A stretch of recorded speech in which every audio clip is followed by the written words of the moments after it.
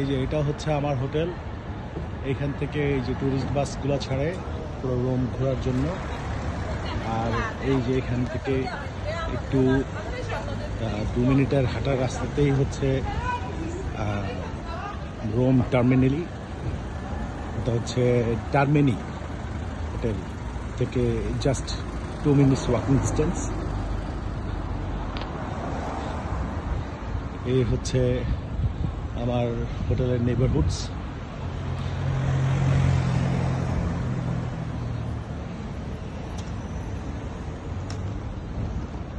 মোটামুটি রোমে আসলে রোমের যদি বলা হয় যে সেন্ট্রাল পয়েন্ট, আমি ঠিক সেই সেন্ট্রাল পয়েন্টে আছি।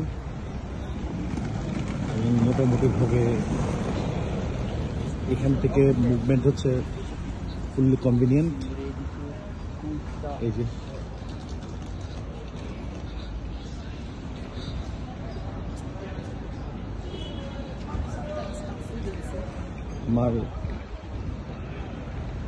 আমি এখন টার্মিনিতে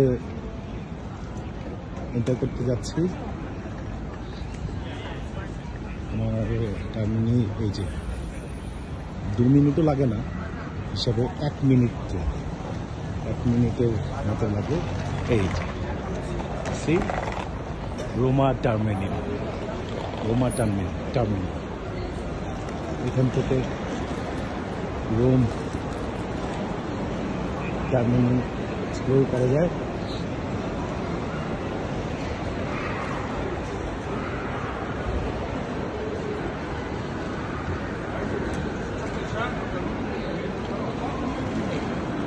এখান থেকে সব ট্রেন ছাড়ে।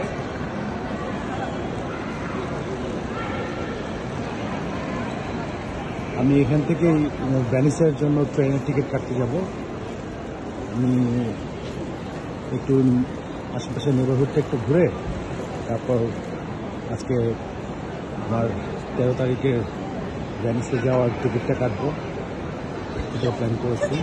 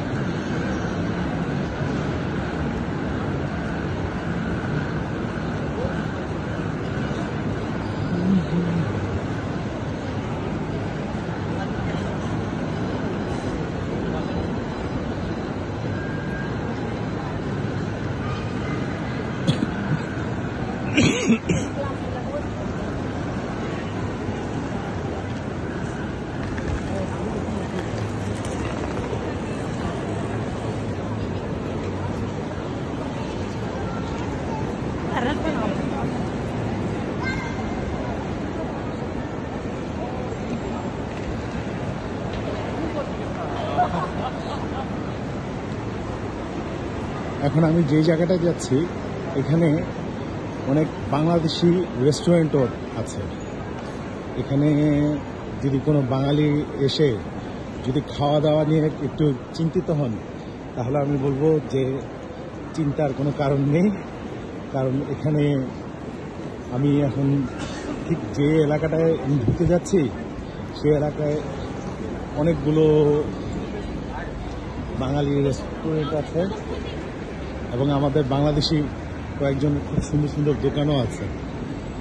বাংলাদেশি মালিকানায় এই দোকানগুলো চলে। বিভিন্ন সুভিনিয়ার, দেন কিছু গিফট আইটেম অ্যান্ড অনেক গার্মেন্টসও সেল করে। এটা হচ্ছে ঠিক আমার হোটেলের অপোজিট সাইড বলতে পারেন। এই জায়গাটা মোটামুটিভাবে এটা হচ্ছে রোমের সবচেয়ে মানে বলা হয় যে প্রাণকেন্দ্র। প্রাণকেন্দ্র এবং আমাদের বাঙালি ভাইরা বিভিন্ন কাজে ব্যস্ত। এরা বিভিন্ন রকমের টুরিস্টদেরকে অ্যাট্রাক্ট করার জন্য বিভিন্ন রকমের লিফলেট এবং পোস্টার নিয়ে তারা বাঙালি ভাইদেরকে ইয়ে করার চেষ্টা করছে, অ্যাট্রাক্ট করার চেষ্টা করছে। এই যে এখানে আমাদের একজন বাঙালি বড় ভাইয়ের একটা সুবিনির শপ আছে।